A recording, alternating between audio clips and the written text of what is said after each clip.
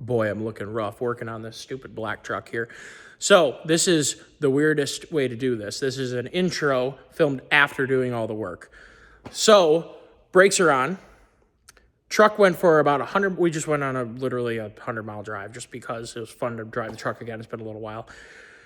And we do not have the transmission shifter cable quite figured out because it fell off again. We're about to assess that right now. The brakes are perfect. Let's see here. The oil change, plenty of oil pressure. Engine's running great. So what follows is kind of not really a how-to video because I'm not really trying to how-to. A lot of you guys already know what you're doing. But a lot of you guys like to see shop projects and what people are working on in the shop. And I'm trying to do it a little bit differently because I'm not trying to there's tons of great how to do a brake job. There's way better videos on how to change that stupid or how to fix the shifter cable clearly because I didn't do it. I don't think I did it wrong. I don't think it snapped in quite all the way. We're going to try to assess that right now. So we wanted to make more shop-related content because people have asked for that. So the black truck just went a 100-mile drive. It is working perfectly, other than a couple minor annoyances, and it's probably midnight, 1 a.m., something like that. So it's been a nice little night. Both front brakes are on, as I said, and relatively successful evening besides the shifter cable situation. So this is your intro filmed after the fact. Hopefully you enjoy what I put together. Let me know if you do. And we'll get back to some more fabricating and hopefully some wheeling videos here coming up because it's high time to get out on a trail and have a little bit of fun and maybe some snowmobiling if Michigan decides just to have snow that stays on the ground. Take care, y'all. Have a great day. And Happy New Year. All right, it comes time in every beater's life that you have to put some money into it. This is a family vehicle. It's my better half's grandpa's truck. He wasn't using it anymore, and it was more broken than he was willing to fix. And I got it all working right, but it is time to address an issue, which is a dragging right front brake caliper. We're going to do left front brake caliper. We're going to do the right one too. We're going to do an oil change. We use this a lot in the wintertime to bebop around. It's a really good shore running vehicle, and it's just it's a nice, comfy. Early 2000 Chevys are really comfy to drive. They're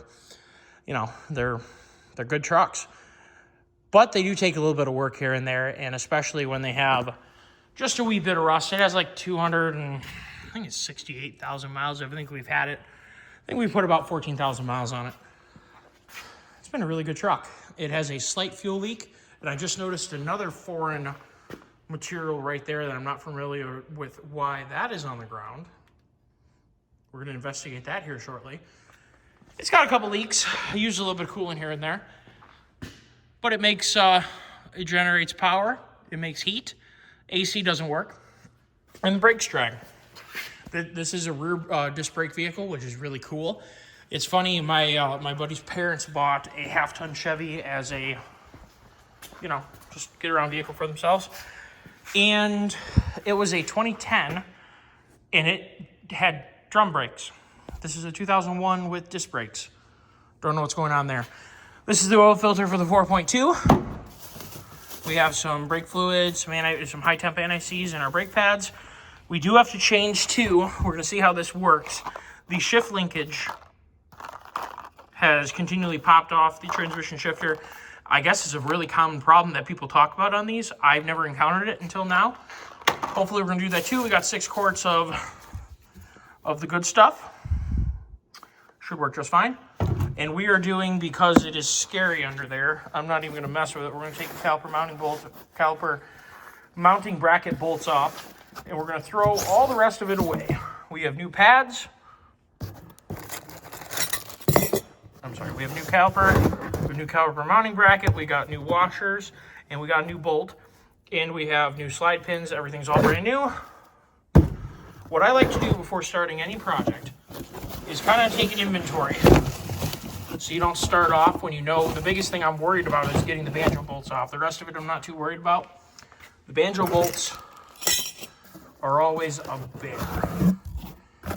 It's always important to make sure you have all the hardware you need to have.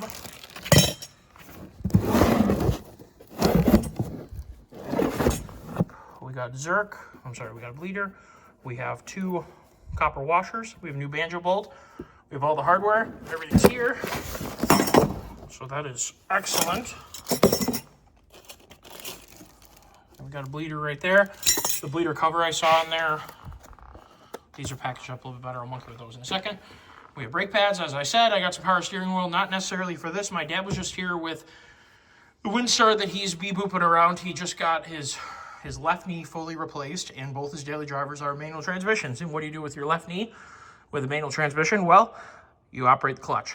So Dad is driving my mom's Windstar, which we have welded up and fixed the rear axle on now again. And he needed some power steering oil. And of all the things I have at the shop, I had no power steering oil to give him. So we now have some power steering oil courtesy of Napa, which is good. And like I said, we have an oil filter for the Jeep. It is a pretty hefty oil filter. Not bad for a little 4.2 liter inline six. Considering this is the 5.3 one.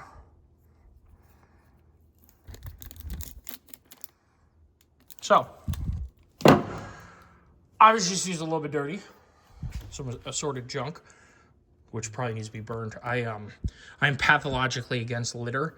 So anytime I haven't had a chance to throw things away properly, I make sure that nothing gets littered. So, we have all our parts. I'm gonna check over those. I have brake clean here. I'm gonna start by getting the wheels and tires off, or the wheels off. Start on the left side because I already have a steering cock to the right, and we're gonna look at doing this. I love doing brakes. Honestly, doing brake work is like relaxing to me. What isn't relaxing is trying to get the banjo bolt off. That is the one thing I'm worried about in this whole thing. Is it's pretty crusty under here. She's been around. I am really worried about the banjo bolt. The rest of it, I think I handle. So, we'll go from there. I really don't want to replace it. It has all brand new brake lines, but they didn't replace the rubber hoses, which is a concern because, as many of you know, having a brake caliper lockup can mean that your caliper slide pins are locked up. It can mean that your pistons have come out too far and they've locked up and they don't want to go back in. It can also mean the rubber hose has failed internally, and when you hit the brake, there's usually a broken flappy in there from the inner portion of the rubber hose, and when you hit the brake, it'll push down and then it won't return, so the fluid will get held back, and that's why your brakes don't return. So that's the third way that your brakes can fail. So if you have loose slide pins, you have loose pistons, now you need to talk about, are your rubber hoses in good shape, which usually on an old truck they aren't. So that's something I need to consider. They're a little bit scary, and I wish they would have been replaced when they first did the brake lines. I guess we'll see under there. I know it has brand new rear brake lines. Now what I'm wondering is, did they do the front lines? I think the answer is yes. I feel like that was the case. We're about to find out. So we have everything in line. We're going to complete an oil change at some point, but I think we're going to get the brakes done first, because then we'll know if we have a problem from there. This is a 260,000 mile engine. I'm not that worried about it. It's given us all the life it's going to give. It has problems, and I'm pretty sure it's using coolant probably because of a head gasket issue. So however long it still runs is a plus for me. So I'm not terribly worried about someone's going to say, oh, well, this might not be the best filter made for a 5.3. Yeah, I don't really care. It's going to have no bearing on the trajectory of the life of this engine. So we're going to get to work. We're going to see what we can accomplish, and hopefully everything goes well. We do have the right tools here. So like I was saying, I like to lay out everything first, and then I like to go to the tools and say I need to have an impact socket set. I need to have my impact gun. I need to have this, people. This was one of the best investments I have ever made. I absolutely love this. We will be putting this to work for several things for this job. I absolutely love these. They are super duper duper handy. Now remember, they're not made for enough torque to break bolts off. You put them on, you use it like a breaker bar, and then you it the rest of the way off. Absolutely love that tool. That'll be being put to work. Yeah, I think we're going to be good. Batteries are charged. We'll get some sockets out. I think we're going to be in good shape. Get the brake clean over here. So we'll check back in as I keep going. Every journey begins with the first step.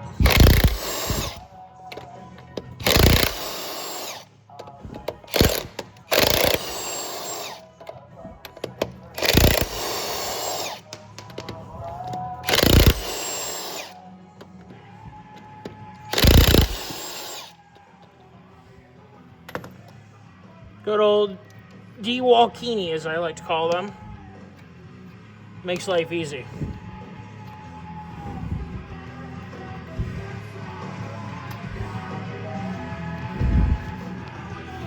All right, we're gonna try the first one. I'll let you know how it goes. She's a little crusty. Well, that took 99% less effort than I expected.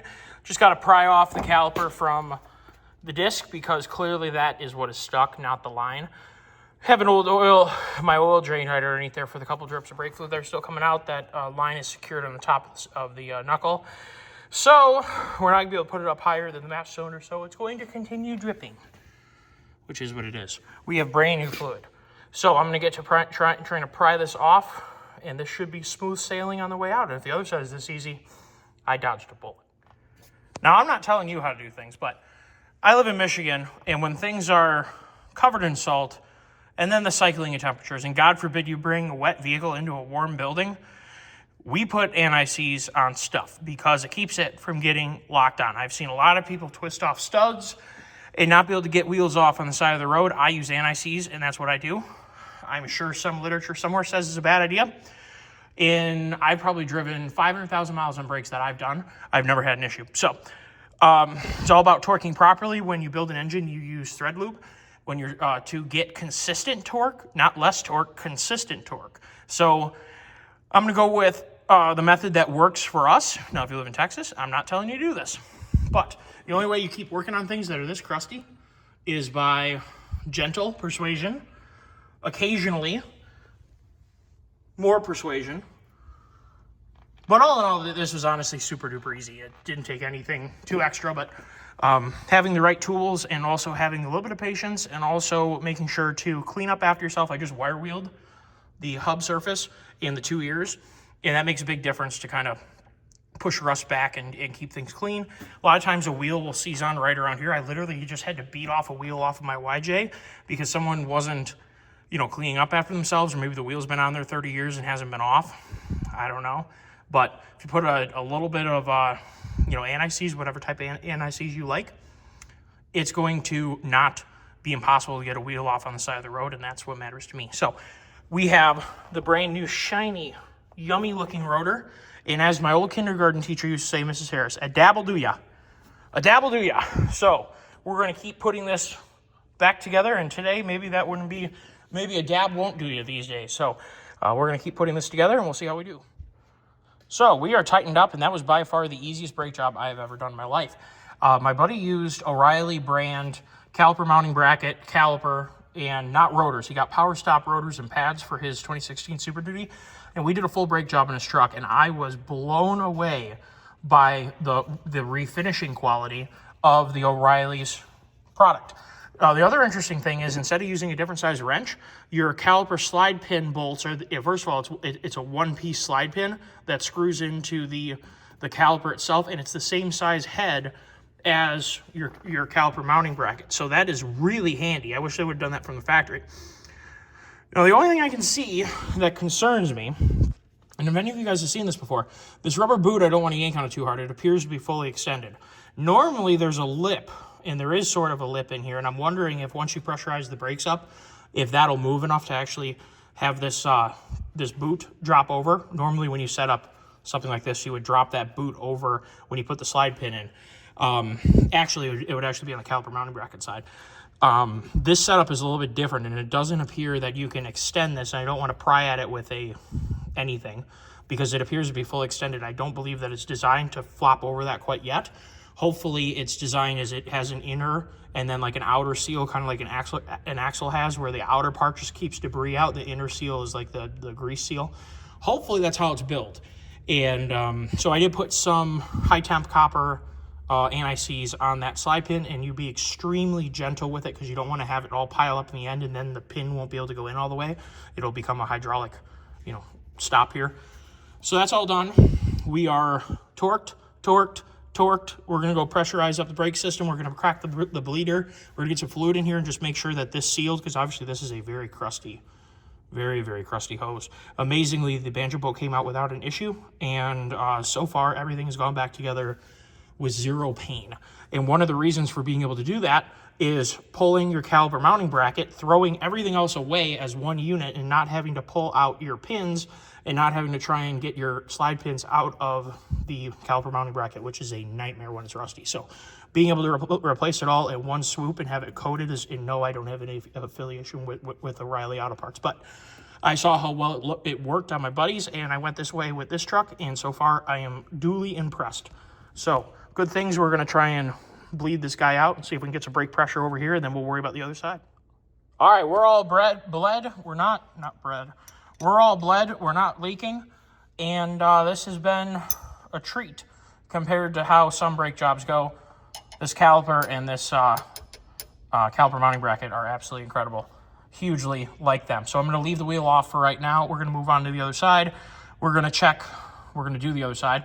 We're going to confirm that it's good on air, and then we'll probably check this side one more time. So we're going to leave the wheel off because I'm not taking off the jack stands tonight, so there's no reason to throw it back up on wheels. So leave it off. We'll keep going.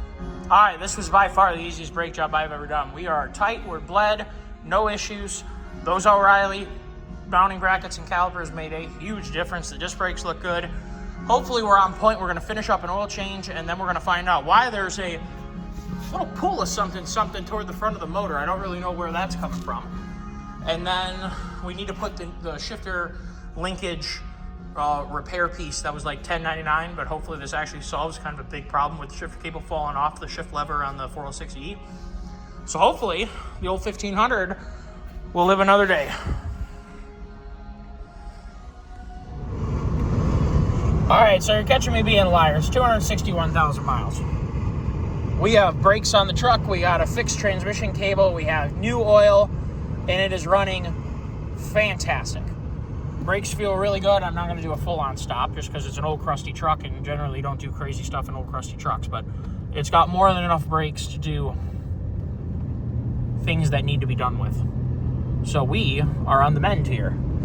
We need to figure out the fuel return line has got a drip, which is annoying, and it's using coolant somewhere. I don't know where. That's the next thing we're going to tinker with, but we got brakes. It works. We can go do errands in it.